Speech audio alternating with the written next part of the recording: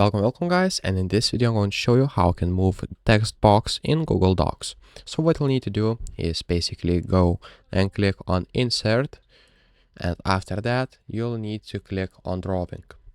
So I will do that right now. Then click on new, and basically right here just select a text box. So click on the text box right here and basically drag it like this. Now I will write some text, so let's say random text, and I will spam something just like this, so you will get an idea how we can move the text box. So just now click save and close, and now we have this text box. So you can resize it by using this border. And to move around, you can select wrap the text, break text, behind the text, and in front of the text.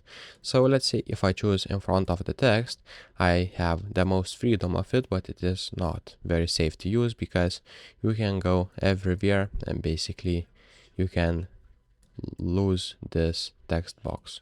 So what I recommend using is, let's say, break the text.